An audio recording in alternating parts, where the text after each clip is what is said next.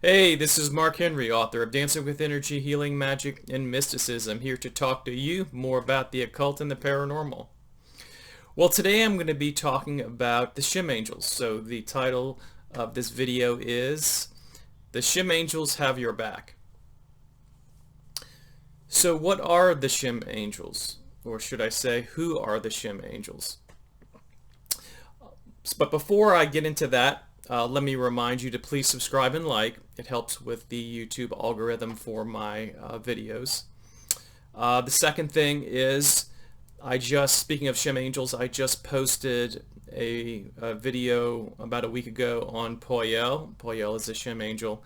So if you want to connect with him, or if you want to connect with a lot of the other entities on the Etsy store, please feel free. People are making some really amazing changes, breaking through barriers and increasing their power and their magic. So check that out. I'll put a link in the description. Alright, so today's video is going to be on the Shem Angels. So who are the Shem Angels? So before I get into what they are, let me tell you what they are not, because they are not the only angels on the block.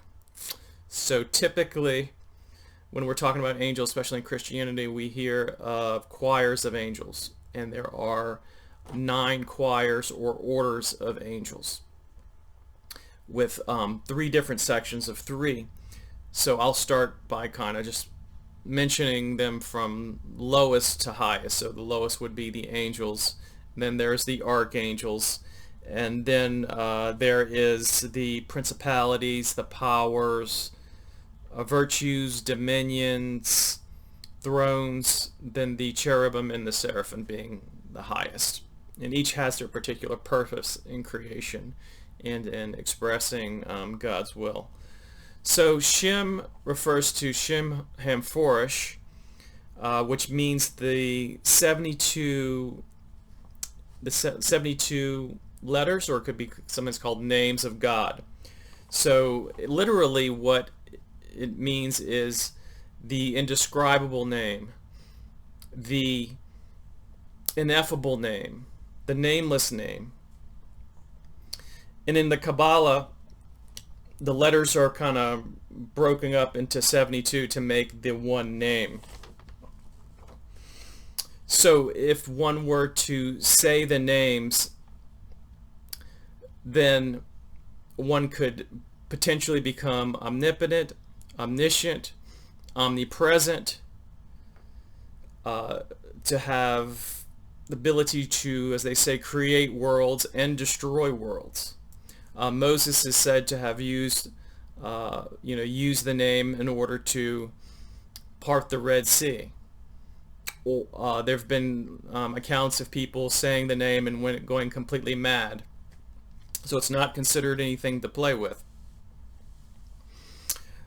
And if we look at what the history of magic, there's always been that belief that once you have a name of something, then you can potentially have power over it. And we do that when we're casting spells or trying to influence someone. So the 72 angels themselves, that each of the 72 letters are considered expressions of God's will, and these angels help carry that out. So the 72 angels have, as a part of magic, have their own sigil. They have their own purposes. One could look them up and see, okay, so this particular angel does this, and I want that particular thing. They each also have their own astrological, tarot, and other metaphysical correspondences. Now you might think that the number 72, when we're talking about angels of the Shem, sounds familiar, and that's because we have talked about this on the channel. We've talked about the spirits of the lesser key of Solomon, which are 72 in number. So just to remind you about the 72 of spirits of the Goetia, King Solomon, he summoned and constrained them to perform various tasks, one of which was to help build the temple. He actually goes and converses with each one by one in the Testament of Solomon. If you ever want to read that, it goes into great detail. Once that he is done with them, he puts them in a brass vessel, and then as time went on, after Solomon died and everything, this brass vessel was found at a beach. It was opened, and these 72 spirits were released.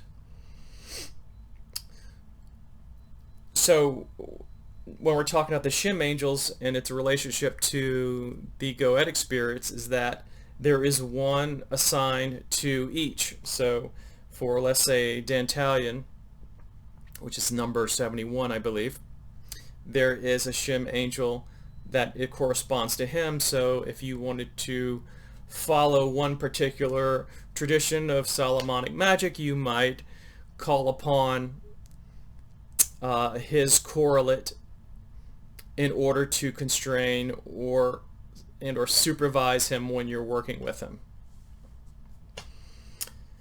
So 72 spirits of the Goetia with 72 of the Shem angels. In fact, I have a tarot deck that illustrates that.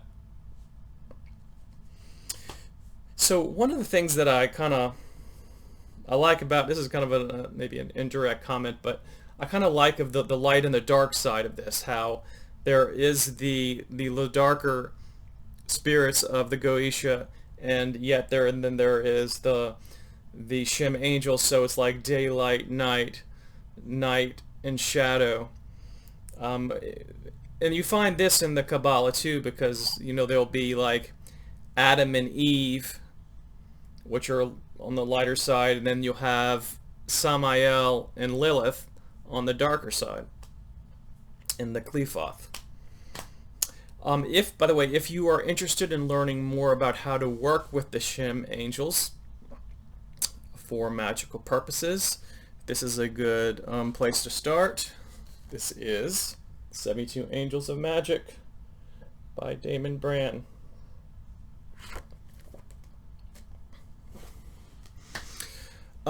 He, as an author, pretty much tries to cut down a lot of fluff and give you the essential information to make things work. So his books tend to be fairly short as compared to what they could be with other authors. So, all right, folks.